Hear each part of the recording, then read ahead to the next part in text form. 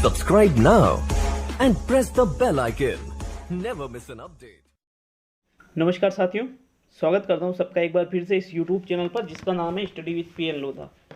मित्रों, शिक्षा मनोविज्ञान का टेस्ट नंबर 15 आज आपके लिए लेकर आया हूं। बहुत ही शानदार प्रश्न आपको यहां देखने को मिलेंगे रीड भर्ती हेतु। चलिए वीडियो को शुरू करते हैं साथियों।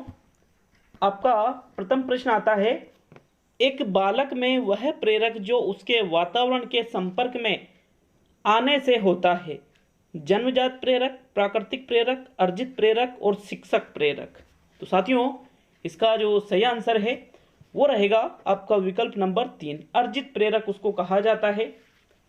मित्रों देखिए, बालक में वह प्रेरक जो वातावरण के संपर्क में से आ रहा है, वो कहाँ से आ रहा है? जब बालक वातावरण के संपर्क में आएगा तो वातावरण से वो अर्जित करता है, इसलिए आपका तीसरा विकल्प यहाँ सही है प्रश्न 1 में।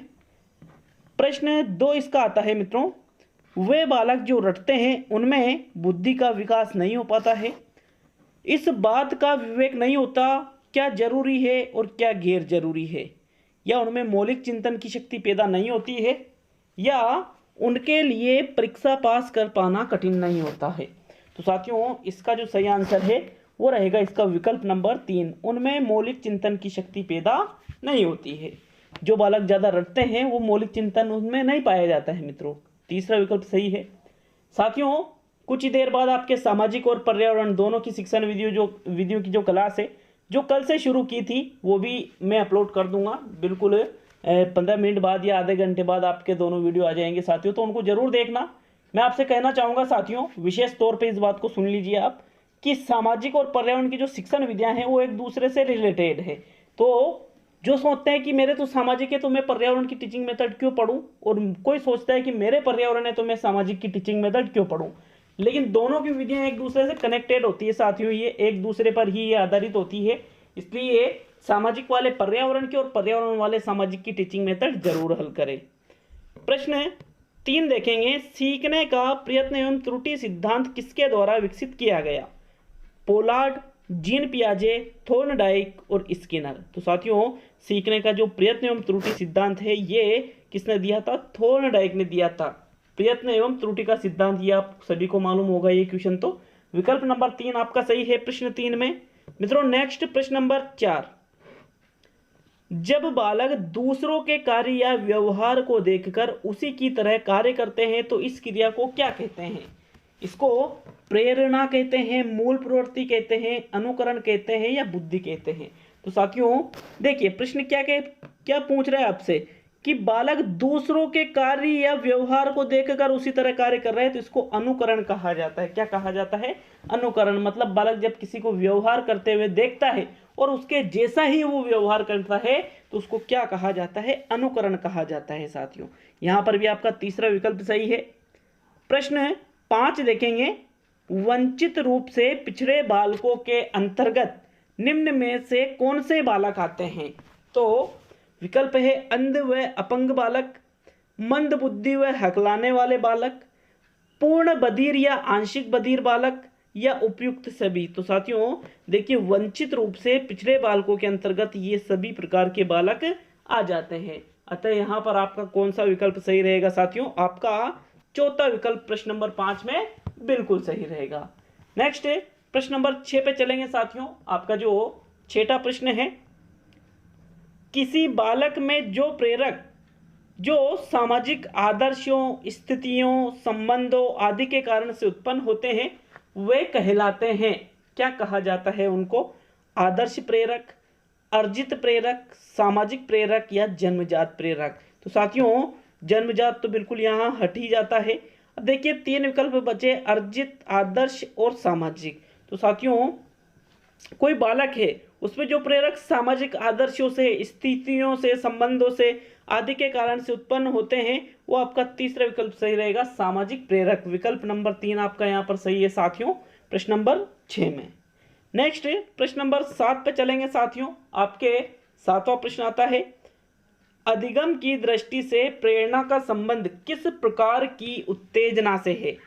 आंतरिक उत्तेजना से है, या बाह्य उत्तेजना से है, अथवा अदृश्य उत्तेजना से है, या दृश्य उत्तेजना से है? तो साथियों देखिए, मोस्ट इंपोर्टेंट क्वेश्चन ये है, क्योंकि क्वेश्चन क्या पूछ रहा है? अधिगम की दृष्टि से प्रेरणा का संबंध होता है साथियों आंतरिक उत्तेजना से, क्योंकि ये प्रेरणा कैसी होती है, अधिगम की दृष्टि से आंतरिक होती है साथियों। इसलिए आपका जो यहाँ पर प्रथम विकल्प है वो इसका बिल्कुल सही आंसर रहेगा प्रश्न नंबर 7 में। अगला प्रश्न देखेंगे, प्रश्न नंबर 8, आपके 8वां प्रश्न आता है, बालकों में रुचियों के आधार पर जो व्यक्तिगत विभिन्नताएं पाई जाती है वे निम्न में से किसका परिणाम है? आयु का परिणाम है, या लैंगिक विभेदकता का परिणाम है, या आनुभाविक पृष्ठभूमि का परिणाम है, या प्रदत्त अवसरों का? तो देखिए साथियों, बहुत सारे साथियों को एक जैसे अवसर मिलते हैं लेकिन फिर भी विभिन्नता पाई जाती है, तो इसका परिणाम नहीं है। लैंगिकता के आधार पर लड़के लड़कियों में विभिन्नता पाई जाती है, तो इसका भी ये परिणाम नहीं है। आयु का भी नहीं है, बल्कि ये है आनुभाविक पृष्ठभूमि का परिणाम। किसका परिणाम है मित्रों? आनुभाविक पृष्ठभूमि का, मतलब उन्होंने जो जो चीजें अनुभव की है उसके आधार पर। तो तीसरा विकल्प आपका यहाँ सही रहेगा प्रश्न नंबर 8 में। नेक्स्ट प्रश्न नंबर 9 देखेंगे साथियों। किसी प्रश्न पर अगर आपको डाउट लगता है या आपको लगता है कि यार इसका ये आंसर नहीं ये होना चाहिए, तो आप उसको भी कमेंट बॉक्स में कमेंट जरूर करके जाना मित्रों। 9वां प्रश्न है, आजकल प्राथमिक कक्षाओं में लेखन शिक्षण पर अधिक बल दिया जाता है जिससे कि छात्र प्राथमिक कक्षाओं में सुलेख करें, भाषा संबंधी विभिन्न अभ्यास करें, भाषा वचन और लेखन का साथ साथ अभ्यास करें और भाषा संबंधी उत्तम अभिव्यक्ति का ज्ञान प्राप्त करें। तो साथियों, प्राथमिक कक्षाओं में लेखन शिक्षण पर भी अधिक बल देने का कारण जो है वो है कि बालक भाषा संबंधी उत्तम अभिव्यक्ति का ज्ञान वो प्राप्त करे साथियों। विकल्प चौथा यहाँ पर प्रश्न नंबर 9 में बिल्कुल सही है। नेक्स्ट प्रश्न आता है मित्रों प्रश्न नंबर 10। आपके 10वां प्रश्न है, मोस्ट इंपोर्टेंट प्रश्न है। इस प्रश्न को आप लिख भी सकते हो चाहो तो, या स्क्रीनशॉट इसका ले लेना।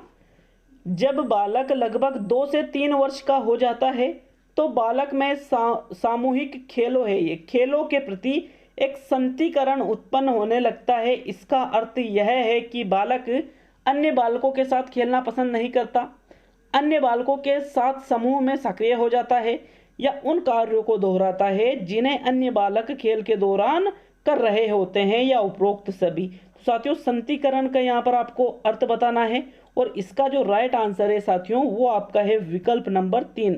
बालक उन कार्यों को दोहराता है जिन्हें अन्य बालक खेल के दौरान कर रहे होते हैं, इसको ही संतीकरण कहा जाता है। तो तीसरा विकल्प आपका सही रहेगा प्रश्न नंबर 10 में। नेक्स्ट प्रश्न 11, प्राथमिक स्तर पर पाठ्यक्रमों का झुकाव निम्न में से किस ओर होना चाहिए?